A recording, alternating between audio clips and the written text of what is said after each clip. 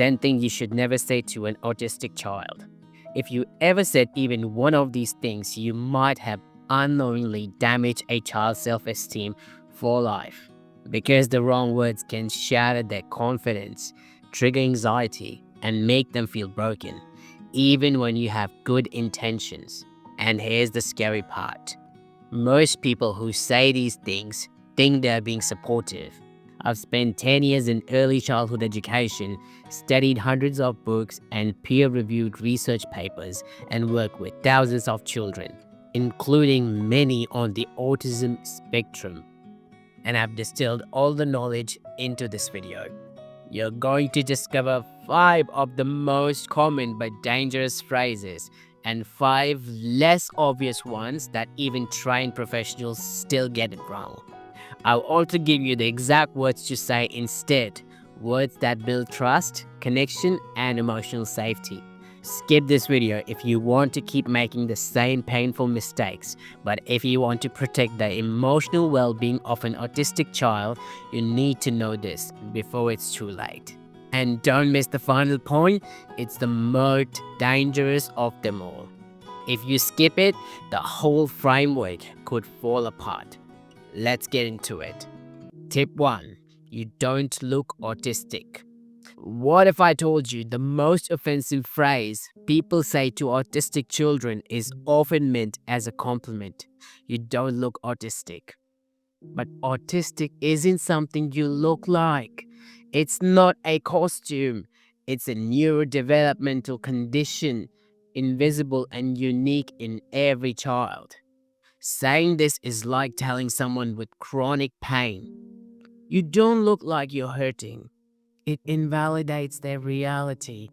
And for kids who mask, who try hard to blend in, hide their stims, and copy neurotypical behavior, this is soul-crushing.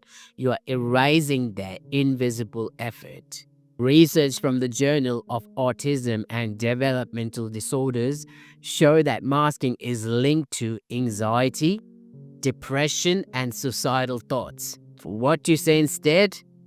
Thank you for trusting me enough to share your world. Quick ask. If that gave you a new perspective, hit that like button. I spent hours researching, scripting, editing, and producing these videos for free. Liking this video helps it reach more people who need it. Thanks in advance. Tip 2. Everyone's a little autistic. You probably heard this one. Maybe you even said it. But saying everyone's a little autistic is like telling someone with PTSD. We all get a little stressed sometimes. It minimizes real struggles. It gaslights the child's reality. Autism is not a personality trait. It's a lifelong neurological condition that affects communication, sensory processing, and more. As someone who taught over a decade and mentored other educators, I've seen how this phrase shuts kids down. It stops them from sharing. It teaches them that diagnosis is a joke. Say this instead. I want to understand your world better. Will you help me? And hey, drop a comment right now. Have you ever accidentally said something like this without realizing the harm? I read every comment and I'll personally reply to your question with a free strategy within 24 hours. It's a promise. Tip 3. Use your words. This one sounds helpful, but it can cause more harm than good. Use your words. Sounds like encouragement, right? But for many autistic kids, especially those who are non-verbal or in distress, it's like yelling, "Run faster," at someone with a broken leg. When children are overwhelmed, the part of their brain responsible for speech often shuts down. A 2021 study in Frontiers in Psychology confirmed that stress causes verbal shutdown. Their brain literally can't access language. So saying use your words in a moment of dysregulation can actually make the meltdown worse. Say this instead. It's okay if you can't talk right now. Show me in your way. And don't forget to share this video with someone who really needs to hear this. a parent, a teacher, a therapist. It could change the way they connect with the child. Make sure they don't miss this. Tip 4. You're overreacting. This one cuts deep. Imagine being in a room where the lights feel like lasers, the sounds are thunder, and the tags in your shirt feel like fire. That's what sensory overload can feel like for an autistic child. Now imagine someone looking at you and saying, "You're overreacting." Ouch. That phrase teaches kids to distrust their own feelings, to shut down their sensory system and ignore their instincts. Long term, that creates emotional disconnection and trauma.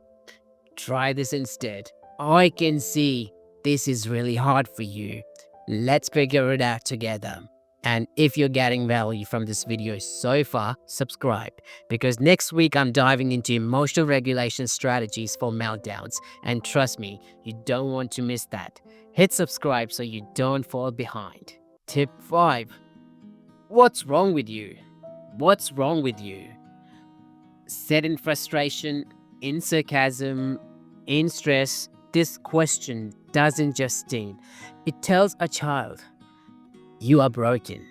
I once worked with a 5-year-old boy named Leo. After struggling with his transitions, his teacher snapped and said, "What's wrong with you?" Leo didn't speak a single word for the rest of the week.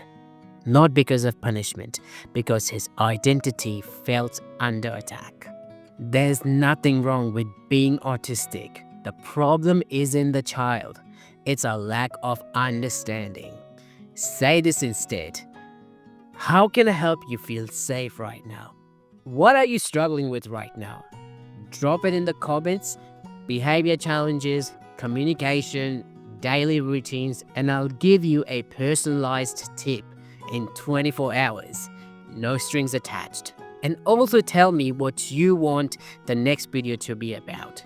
Ideas like dealing with emotions, potty training, toddler routines, nutrition, sleep issues, play-based learning, anything, write it below. I make content based on your real struggles.